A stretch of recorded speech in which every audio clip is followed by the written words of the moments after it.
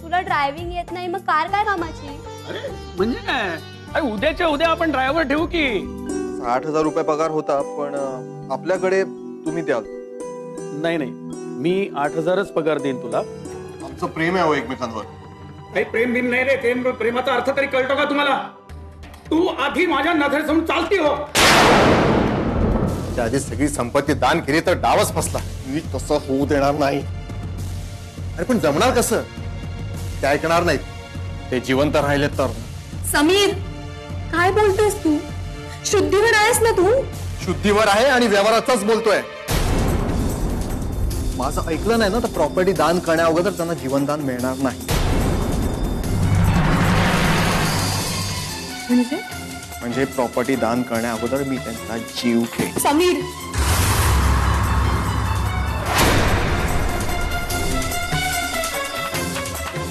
मूर्खासारखं ना काहीही बोलू नकोस. वडील तर ते माझे. मूर्खासारखं तू बोलतेस. प्रॉपर्टी मधला एक पैसा सुद्धा देत नाहीत तुला.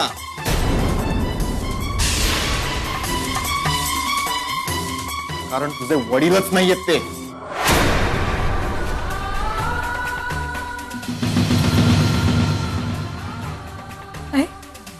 हो, तू नाहीयेस त्यांची मुलगी, म्हणूनच तुला प्रॉपर्टी पासून एवढं लांब ठेवतात. पण मी तुला तुझा हक्क मिळवून देणार म्हणजे देणारच. त्यासाठी मला दादासाहेबांना मारावं लागलं ना तरी चालेल. समीर, मला ना काही कळतच नाही. अरे माझे वडील नाही. नाही अरे, असं नाहीये. अरे तुला कोणी सांगितलं की मी त्यांची मुलगी नाहीये ते? अगं हे खरं आहे. तू नाहीयेस त्यांची मुलगी. मामा सांग ना हिला. काय पोरी, तू त्यांची पोरगी नाहीस.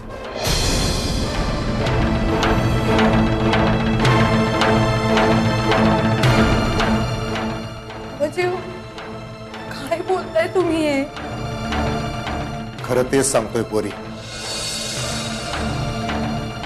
फार मोठी कहाणी आहे ती. तू 1 वर्षाची असशील. तुमच्याकडे घर कामाला एक विधवा स्त्री होती, शकुंतला नावाची. काय?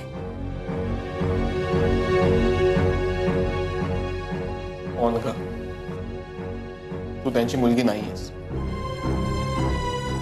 तुझी आई खूपच आजारी होती. दिवसेंदिवस तिची तब्येत खालावत चालली होती. त्या आजारपणातच तुझी आई मरण पावली.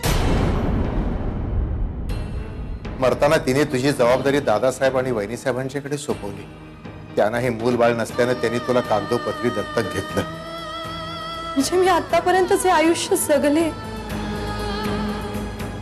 असं नव्हतंच.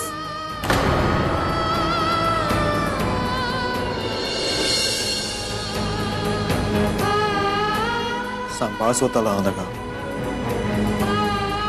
नाही अरे समीर, दादासाहेबांचे खूप उपकार आहेत माझ्यावरती. त्या मोबदल्यात मी त्यांना काय दिलं? फक्त दुःख.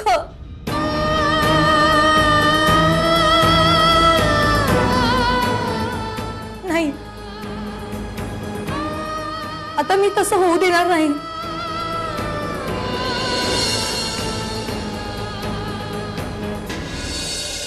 राणे, नीट बारकाईनं शोध घ्या.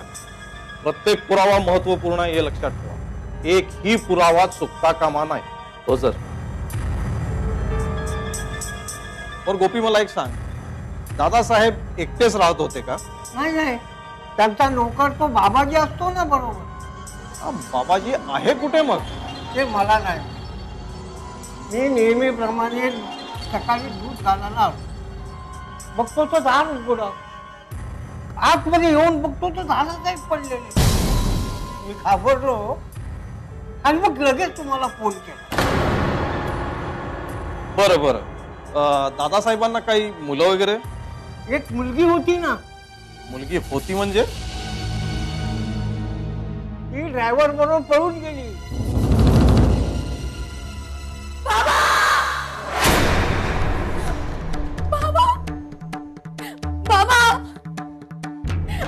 ही दादासाहेबांची मुलगी अनघा. पप्पा, पप्पा उठा ना हो. मी मला असं नाही सोडून जाऊ शकत. पप्पा बघा ना, एकदा तुमचं बाळ आलंय.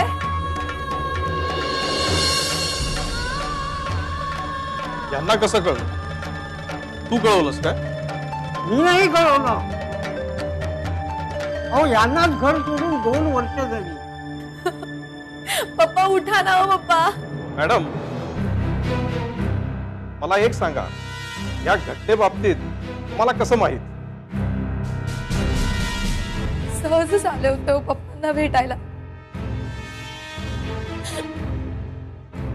आता भेट शक्य नाही. शांत व्हा मॅडम. चक्क 2 वर्षानंतर भेटायला येण्यामागं कारण काय? सांगते सर.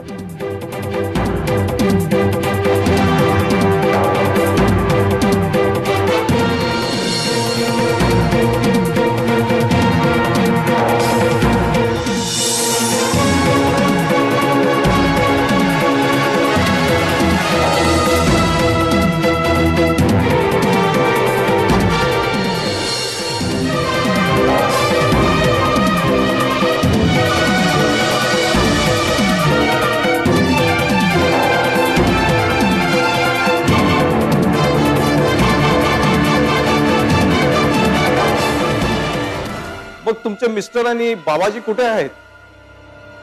सकाळपासून मला दोघे घरी दिसलेले नाही. खूप शोधलं त्यांना, पण मला ते सापडले नाही.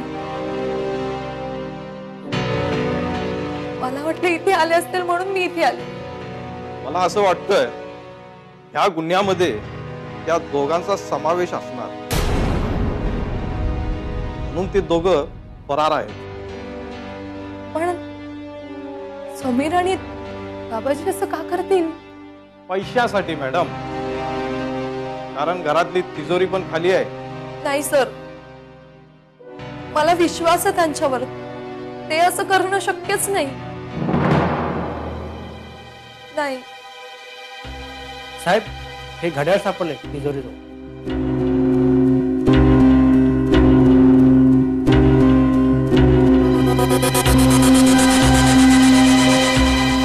आपण ओळखता का हे घड्याळ कोणाचे आहे?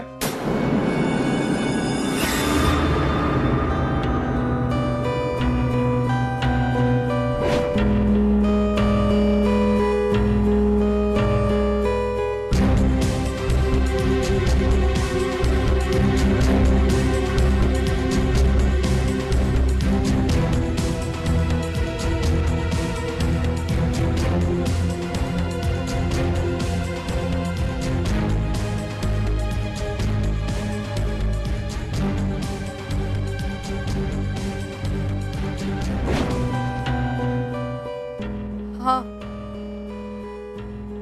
समीरचंच घड्याळ आहे ते.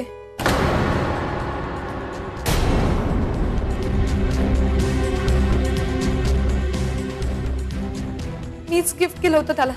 कदम, मॅडम कडून दोघांचे फोटो घ्या. आणखी प्रत्येक पोलीस स्टेशनला पाठवा. आणखी हा, आपल्या खबऱ्यांना पण कामावर लावा. फारच लवकर हे 2 आरोपी आपल्या ताब्यात असतील. हो सर. राणे, बॉडीला पोस्टमॉर्टम साठी घेऊन जा. हो सर.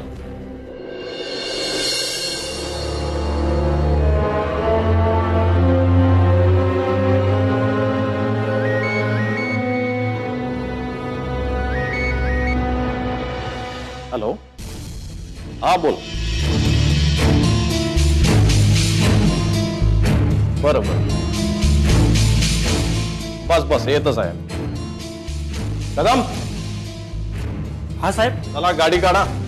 नवऱ्याचा फोन होता. समीर आणि बाबाजी गावच्या घरात लपलेले आहेत. घेऊयात ताब्यात त्यांना. चला. ओके.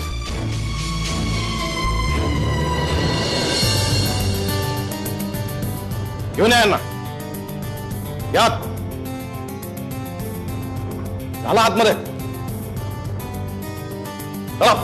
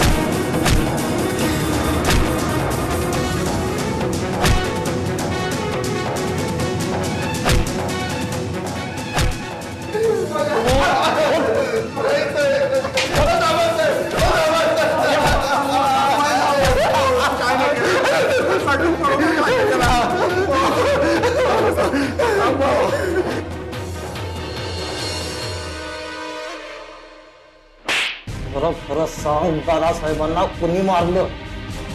सांगतो साहेब, सांगतो. पण आम्हाला मारू नका अजून. सांगतो. आम्हीच मारलं दादासाहेबांना. अरे पण तुझे सासरे होतेत ना, ते का मारलास मग तू? पैशासाठी, संपत्तीसाठी. खरं खरं बोल आणि नीट बोल. साहेब, मी गावाला होतो.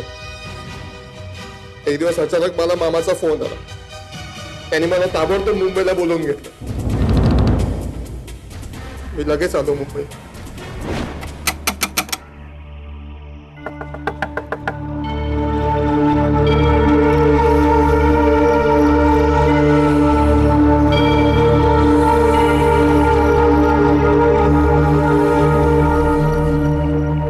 मामा, अरे समीर,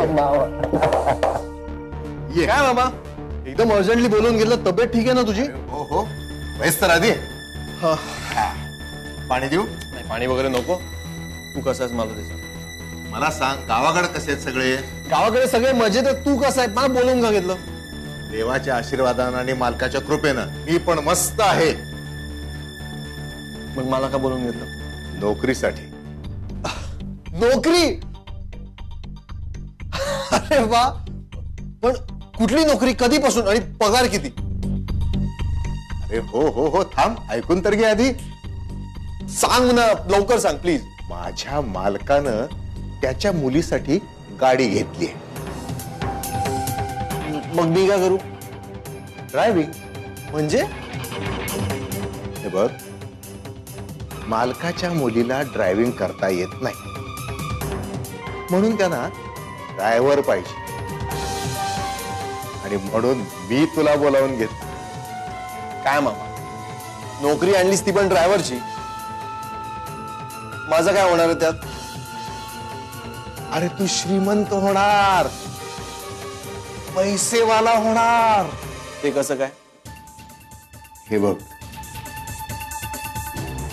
अनघा, मालकाची मुलगी दिसायला खूप सुंदर आहे. एकुलती एक, सगळ्या संपत्तीची एकटी मालकीण. तिला तू तुझ्या प्रेमाच्या जाळ्यात ओढायचं.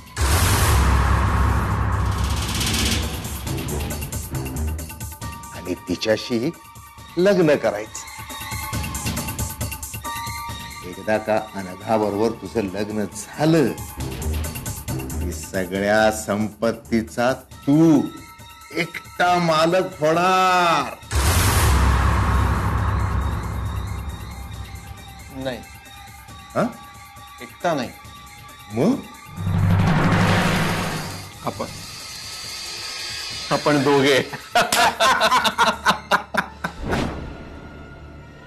सगळं काही आमच्या मनाप्रमाणे आणि ठरल्याप्रमाणे होत होतं.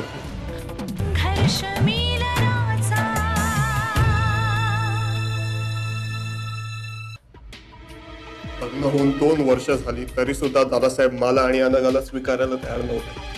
म्हणून तुम्ही दादासाहेबांना मारलं? नाही साहेब, नाही, आम्हाला त्याला मारायचं नव्हतं. दादासाहेब जेव्हा वकिलाला बोलून सर्व संपत्ती वृद्धाश्रमाला दान करणार असं कळलं तेव्हा आम्हाला वाटलं की आम्हाला काहीच मिळणार नाही. म्हणून मग आम्ही ठरवलं बंगल्यावर जाऊन जे काही हाती लागेल ते घ्यायचं आणि हे शहर सोडून जायचं. आणि त्या रात्री मी आणि समीर अनघा झोपल्यावर बंगल्यावर गेलो आणि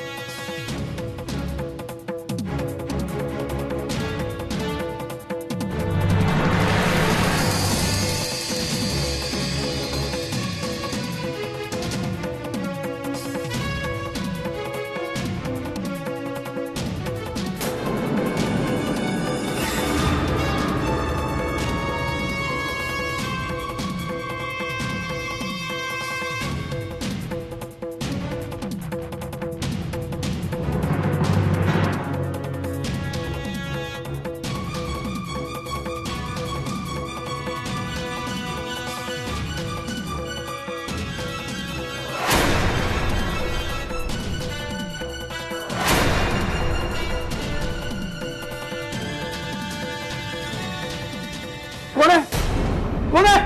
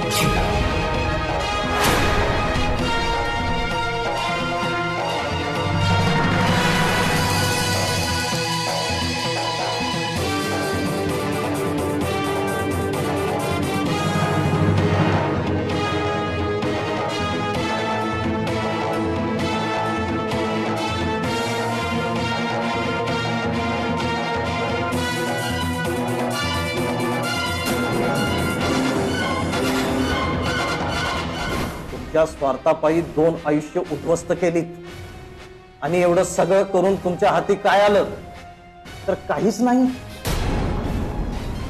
खरं आहे साहेब, फार मोठी चूक झाली आमची. देव आम्हाला कधीही माफ करणार नाही आणि न्यायालय सुद्धा तुम्हाला माफ करणार नाही. तुमच्या गुन्ह्याची शिक्षा तुम्हाला होईलच. साहेब, मला फाशी द्या. अरे कमीत कमी तू तर अनघाचा विचार एकदा करायला हवा होतास.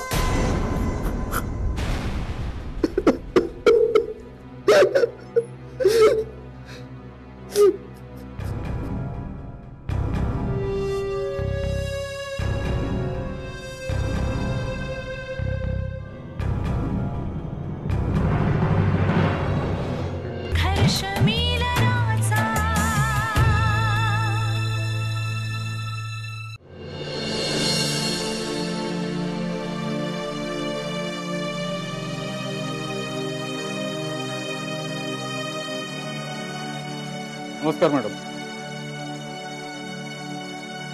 नमस्कार. कोण हवंय? मी सुशांत सुभेदार, दादासाहेबांचा वकील. पण ते तर भाऊ काय मला यासाठी मी इथे आलोय. काय काम होतं बोला ना. दादासाहेबांच्या विलप्रमाणे त्यांची सारी प्रॉपर्टी अनाथाश्रमला जाते. त्यामुळे 24 तासामध्ये तुम्हाला सगळी प्रॉपर्टी खाली करायची. मी कुठे जाऊ मग? मॅडम, तो तुमचा वैयक्तिक प्रश्न, पण 24 तासामध्ये हा बंगला खाली करायचा. हे बिलची कॉपी. निघतो.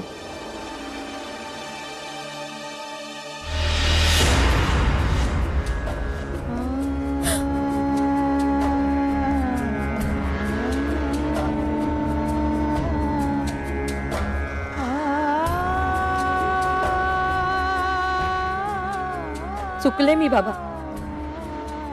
वेळीच मी तुमचं ऐकायला हवं होतं. तर मी तुमचं ऐकलं असतं तर आज काही परिस्थिती वेगळीच असते. तेच आहोत ना आपण, जे एखादी लहानातली लहान वस्तू खरेदी करताना सुद्धा नीट तपासून, तोलून, मापून खरेदी करतो, अगदी विचार करून. मग मला सांगा, आयुष्यातला इतका मोठा आणि महत्वाचा निर्णय घेताना का घाई करतो आपण? प्रेम करणं चुकीचं नाही, अजिबात नाही, पण ते करावं ते योग्य व्यक्तीवर. आणि प्रत्येक मुलीने आपला जीवनसाथी निवडताना आपली आई, वडील आणि कुटुंबातील व्यक्तीच्या मर्जीने निवडावा. नाहीतर माझं उदाहरण आहे तुमच्यासमोर.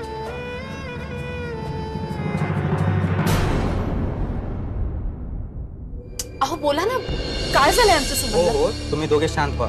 मी जे काय सांगतोय ते शांत ऐकून घ्या आणि मन घट्ट करा. पण झालंय काय सुमनला? सुमनच्या हृदयाला होल आहे. काय?